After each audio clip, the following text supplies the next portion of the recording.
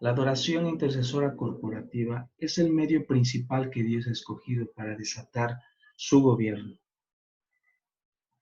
Bienvenidos a este episodio número 4 de nuestro curso.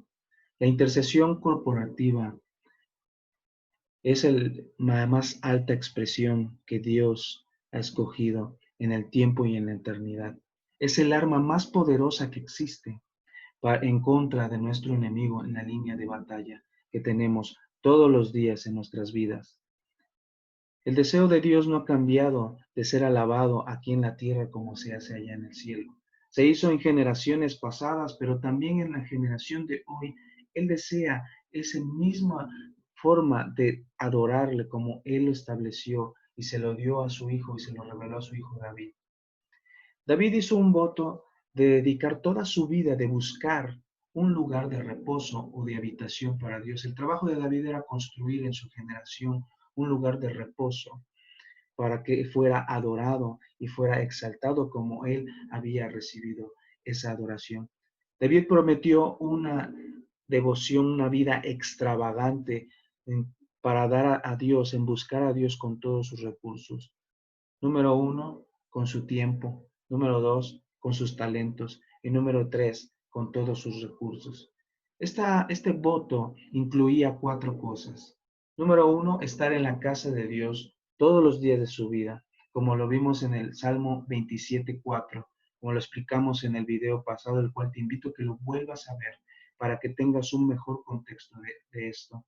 Número 2, el ayunar. Él en el Salmo 69 dice que él ayunaba por el celo de su casa. Cuando sus enemigos venían y lo estaban atacando, persiguiendo, dice que él ayunaba y lloraba y clamaba delante de Dios. Número 3, dar sus recursos. David dio cerca de 100 millones de dólares, claro, con el precio y el valor del oro del día de hoy, pero eso equivale más o menos lo que él habla en primer libro de Crónicas, capítulo 22, versículo 14. Él dice que dio talentos de oro, de plata, de bronce, de hierro, equivale más o menos a esta cantidad.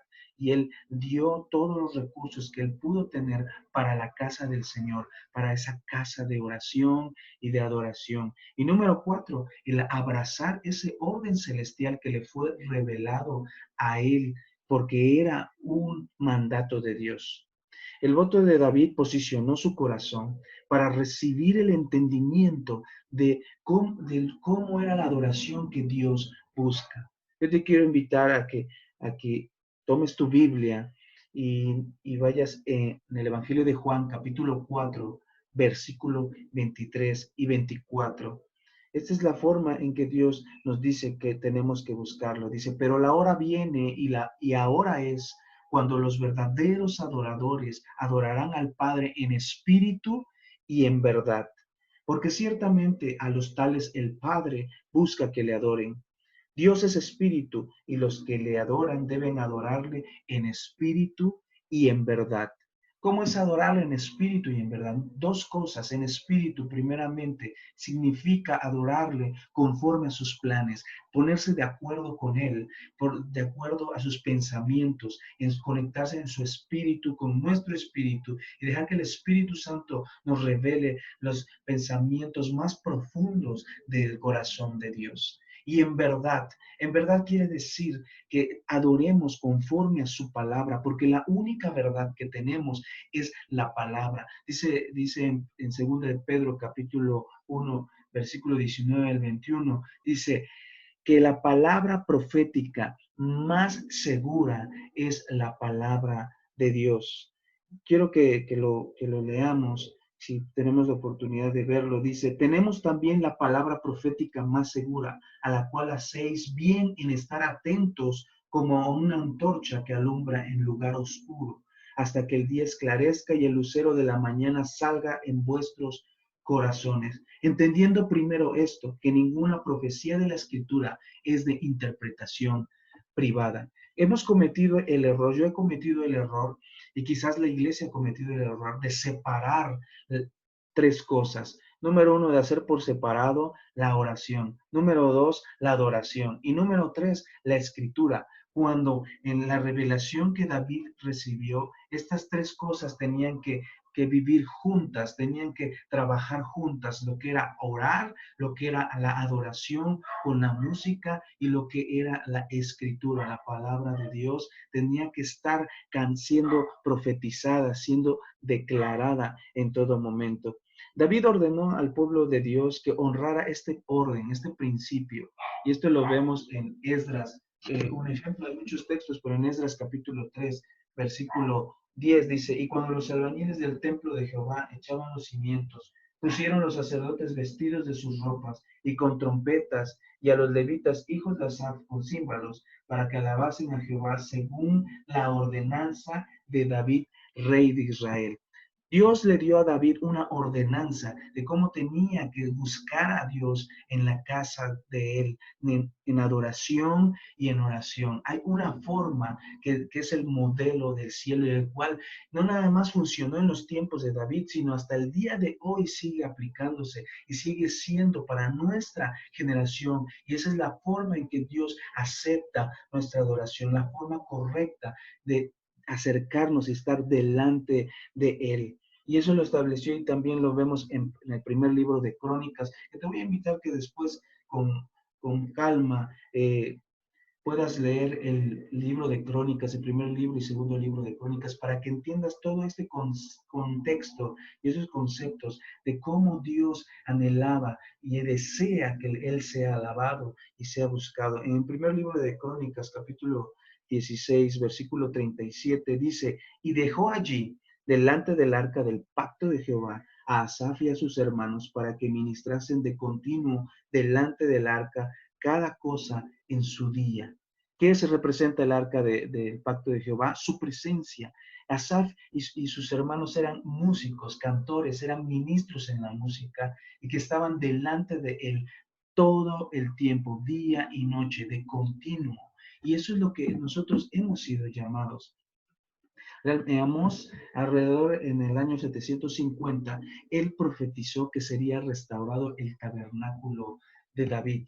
Hoy en día, en la iglesia neotestamentaria, lo podemos ver, si quieres buscarlo conmigo, en Hechos capítulo 15, versículo 14 a 17. Dice, y con esto concuerdan las palabras de los profetas, como está escrito. Después de esto volveré y reedificaré el tabernáculo de David que está caído y repararé sus ruinas y lo volveré a levantar, para que el resto de los hombres busque al Señor y todos los gentiles sobre los cuales es invocado mi nombre. Cuando Jesucristo vino nuevamente en Hechos, hoy se está cumpliendo esa restauración del tabernáculo de David, pero eso también está sucediendo en estos últimos tiempos, esa restauración, esa revelación, ese orden celestial de adoración. Así quiero llevarte a que es muy importante que nosotros como intercesores declaremos su palabra, cantemos su palabra. Desde que yo he empezado y he entendido esto, ha transformado mi vida. Yo quiero animarte que tomes, por ejemplo, los salmos y empieces a cantarlos, empieces a orarlos, a declararlos. Es una forma en que te va a hacer una oración que te deleites por horas delante de la presencia de Dios. Y no nada más eso, sino la importancia que tenemos de declarar su palabra. Casi la mitad de los salmos o muchos salmos son profecías, son declaraciones proféticas, incluso cosas que aún no se han cumplido, como por ejemplo declaraba que Jehová y Jesucristo reinarán por siempre y para siempre, aunque ellos han estado desde el principio, pero Jesucristo va a regresar y va a establecer su reino y va a reinar para siempre, va a unir el cielo con la tierra. Y en nosotros la gran importancia de tomar su palabra, de cantar su palabra, de la profecía más segura de que nuestros labios sean una extensión de esa palabra de Dios. Te vuelvo a recordar, la intercesión es decirle a Dios lo que Él dijo que le dijéramos.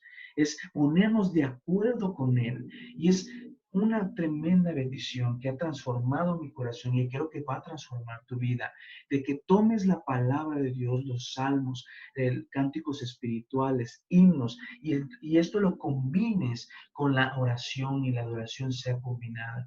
Realmente en estos últimos tiempos la música es de gran importancia y va a jugar un papel muy importante como lo ha jugado en toda la historia. Cada vez que Israel se descarrió y cada vez que fue restaurado y venía un avivamiento, lo principal que se restauraba en el tabernáculo, en el templo del Señor, se restablecía, era la música, la alabanza. Así es que una forma de buscar a Dios es tomando su palabra, cantando su palabra y declarando su palabra. Alabar y cantar con la palabra de Dios es la función principal del pueblo de Dios.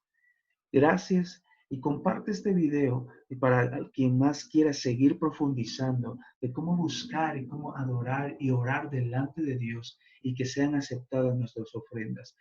Bendiciones y nos vemos en el próximo video.